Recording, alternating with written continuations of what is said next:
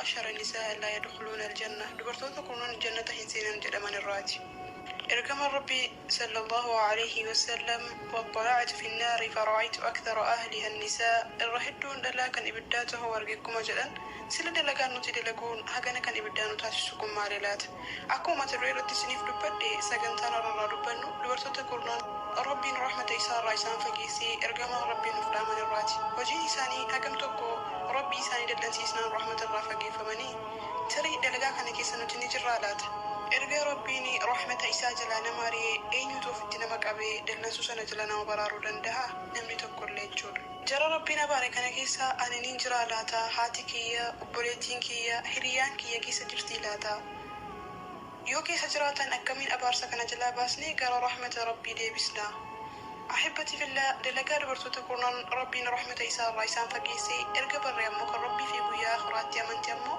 akka irraa of eeggattu dhaamsa waliif dhaamna akkasumas obboleettiiwwan keenya kanneen dalagaalee kana keessatti argamanis akka hadiisa rasuulaa sallallahu alaihi wasallam kana biraan gahuun akka tawbatanii gara rabbii isaanii deebi'an taasisuun gorsinee dallansuu rabbii jalaa wal habaafannu. Dubartii 10 kan rabbiin abaare ergamaan isaadhaan nuuf himan kunneen tokkoffaan isaaniidha alwaashimaa kan jedhamanidha. Alwaashimaa jechuun tumaa yookaan niqqisaatii kan jedhamudha. قال رسول الله صلى الله عليه وسلم لعن الله الواشمات والمستوشمات المغيرات خلق الله رسول ربي صلى الله عليه وسلم دبرتي ربي نباري رحمة إسا راشي فقيسي كيسا الواشمات والمستوشمات جدا الواشمات والمستوشمات يجون كانما تمتو في كان تمتو جرين كان ولين رحمة إسا رافقيسي جدا إسينا ما أفكاستو سيوكان وشمي كان ما أفقوتو في كان قدرت لين بدي إساني تقوما جري لما نقولمان رحمة ربي رافقي فمني جدا yoo toobatanii gara isaa hin deebi'in yeroo ammaa fakkii jismii ofirratti kaafachuun aadaa faranjootaa ilaaluudhaan faashinii nu biratti tahaa jira garuu namni fakkii kana kaafatuu fi kan namaaf kaastus rahmata rabbii irraa akka fageeffaman haa hubannu. Lammaffaan annamsi jechuun warra nyaara qoru yookaan nyaara qoratu jechuun qaala rasuulullaahi sallallahu alaihi wasallam la'ana allahu annaamisa walmutanammisa ergamaan rabbii sallallahu alaihi wasallam akka jedhanii kan nyaara qortuu fi kan qorattu walumaan rahmata rabbii irraa fageeffamanii jedhan nyaara qoruu jechuun akka nyaarri isaanii bareeduuf qallisanii kan qoratan akkasumas kan isaaniif qorusun walumaan rahmata rabbii irraa fageeffamanii jedhan rasuulli rabbii sallallahu alaihi wasallam yaa ukhtii wanti nuti beekuu qabnu bareedina jechuun bareedina fuulaa osoo hin taane akhlaaqa bareeduudha akkasumas hayaa qabaachuudha malee bareedina fuulaatii miti bareedinni fuulaa hedduu waan namarra hin turreef irra hedduu shamarran mana bareedina dubartootaa keessa dalagan hojiin isaanii harka 100 keessaa hojii isaanii isa kanadha yaa ukhtaa duniyaa gabaabduu kanaaf jennee maaliif haraama nyaanna ati ishee maallaqa fudhattee qortuu fi kan qorattus walumaan akka rahmata rabbii irraa fageeffamtee hubadhu. erga hojii ati hojjettu kun rahmata rabbii irraa si fageessuu bartee ammoo soobaadhaan gara rabbii keetii deebi'i riskiin rabbii bakka kana qofaatii miti ati isheen bareedinaaf jettee deemtee waan kana qorattus yaa ukhtaa rabbii subhaanahu wa ta'aalaa bareecheessi uumaa isaarraa maaliif ofii kennuuf balleessitaa duniyaa gabaabduu jetti akhiraa kee hin dhabin toobachuun gara rabbii keetii deebi'i. sadaffaan attafalluj jechuun kanneen kaarruu baafatanii fi kan namaaf kaarruu san baaftu jechuun ergamaan rabbii sallallahu alaihi wasallam akka jedhan la'ana allahu almutafallijaat kan ilkaan lamaan jidduu kaarruu baastuu fi baafattu jara lamaan rabbiin abaaree jira rahmata isaarraa fageeffamanii jedhan bareedina rabbiin nuuf kenne sanatu jaala kan duniyaadhaan waatu nuuf fayyadu toobachuun gara rabbii keetii deebi'i atis yaa ukhtii kan maallaqaa jettee rabbii kee ofitti dallansiistu toobadhu gara rabbii kee deebi'i.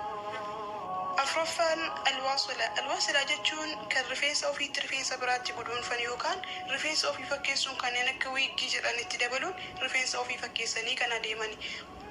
qaala rasuulullaahi sallallahu alaihi wasallam la'ana allahu alwaasila walmustawsila akkuma ergamaan rabbii sallallahu alaihi wasallam jedhan kan rifeensa guduunfituu fi kan guduunfattu kana jechuun akka afaan biyya keenyaatti wiiggii jedhanii kan hedduu shamarranii rifeensa mataatti dabaluun dhayatanii deemanii jechuudha.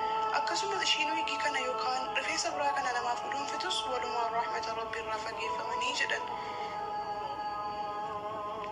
shanaffaan almar'atu almaghduubu alayha min zawjiha dubartii abbaan warraa ishiitti haajame yookaan quunnamtii bishii fedhe yeroo waamu sababa tokkoon malee kan diddu yeroo kana abbaan warraa ishii kun itti dallanu malaayikaan ishii habaarti rabbii samii torbanii olitti jirullee itti dallana dubartiin akkasiis dubartoota kurnan rahmata rabbii irraa fageeffaman keessaati. اللهم ارحمنا يا رب وأنت أرحم الراحمين. جافا المتشبهات من الرجال. قال رسول الله صلى الله عليه وسلم: لعن الله المتشبهات من الرجال. دبرتي ديرتي فكاتو dubartoota rabbiin baaree saayisiin jahaffaan dubartii dhiiratti fakkaattu.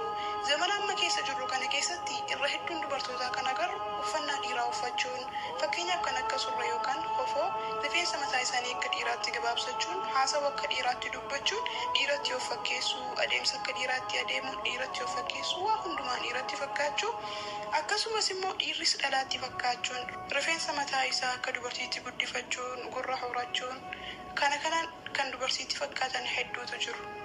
Kanneen akka fiilmii bashannansiisoo ta'an dalaguuf ammoo irra hedduun dhiiraas dubartiitti fakkaataniitu. Kanaaf ergamaan Rabbii sallallahu alaihi wasallam jarrootan kana lamaan abaaranii jiran dhiirris dubartiitti fakkaachuu, dubartiin dhiiratti fakkaachuu jechuudha. Dubartii akkasii egaan dubartii dhiiratti fakkaattu dubartoota Rabbiin rahmata isaarraa fageesse keessaa ishii tokko jechuudha. torbaffaan almutabarrijaa jechuun dubartii uffata qaqallaa haphii uffatanii kan qaamni ishii keessaa mul'atu uffattee adeemtu. Akkuma zamana ammaa keessa jirru kana irra hedduun fitnaa namatti tahaa jiru uffannaa shamarra uffatanii adeeman jechuudha. Uffannaa qaama waliin geenye kan qaamni isaanii hundi mul'atu uffachuun kan karaa gubbaa yaa'ani. Uffatanii adeemuu qofallee osoo hin taane sababa kanaan shabaaba hedduu qalbii cabsuun gara zinaatti kan nama gadaafataa jiran tahaa jira. Dubartii akkana ergamaan Rabbii sallallahu alaihi wasallam yeroo irraa dubbatan أو قال فيهن رسول الله صلى الله عليه وسلم: نساء كاسيات عاريات مميلات مائلات رؤوسهن كأسنمة البخت المائلة لا يدخلن الجنة ولا يجدن ريحها وإن ريحها لا يوجد من مسيرة كذا وكذا. dubartiin uffatni qullaa jedhattuu jal'iftuu kan mataa ishee akka gophaa gaalaa gootee deemtu. Jarreen akkanaa kun jannata akka hin seeniin of dhaaman ergamaan Rabbii sallallahu alaihi wasallam. أحبتي في الله هدو شمر مسلمة براتي حجاب جتشوران أبايا حبي كان فايا قبو كمهدي ساني موليسو أكسو مسئر قبان حجاب وفتني كوفو قاوتشون حجاب جدني كان أديمان هدو تجرو. حجابني شريعة إسلاما كيستي أولا قالي ساف كايا ميقبا وانتو ترمان التدبني كان الرا أدد حجاب جتشون. شمران كينا هدو ساني أولا قالي حجابا كانوا إيغاني وفتن تجرو كان أولا قالي ساهن إيغاني تجرو جتشون. إيغان أحبتي في الله dubartoonni uffata akkasii uffatanii adeemtan dubartoota rahmata Rabbii irraa fageeffaman keessaa akka taate hubadhu gara Rabbii keetii deebi'i. Saddeettaffaan annaa'ihaa jechuun boochiftuu yookaan yeroo namni du'e maallaqa fudhattee kan iyyitee fuula of rukutuun akkasumas laphee of dhahuun kan boossee nama boosistu. Naannoo biyya keenya keessatti wanti kun ni argama. Suuraa nama du'e isaan baatanii kan geeraranii nama boosisan hedduutu jiru. جرينا كان يرجم ربي صلى الله عليه وسلم يرورا دبة: النائحة إذا لم تتب قبل موتها تقام يوم القيامة وعليها سربال من قطران ودرع من جرب. دبرتي النائحة تاتي وكان بوجفتو تاتي يوتو بچو باتي وصوهن دو اندرا قياكي آماني كاتي حالا افنا يوكا وندبو افنا قراسو يوكان بيزل الراته ربي نكتوزي شي كاسا أكاسمس قوغاكا ما إشي akka cittoo madeessanii uffannaa akkasiitti uffisanii kaatii jedhan Rabbiin najaanuu haa baasu ahibbatii fillah.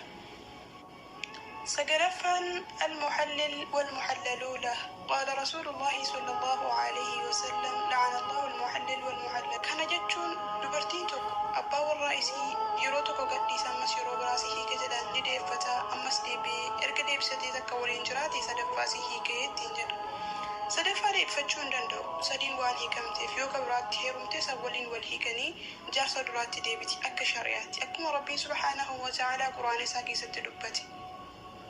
فإن طلقها فلا تحل له من بعد حتى تنكح زوجا غيره. yoo hiikaa sadaffaa ishee hiike sana booda hanga dhiirsa yookaan abbaa warraa biraatti heerumtutti isaaf hin hayyamamtu jedha Rabbiin.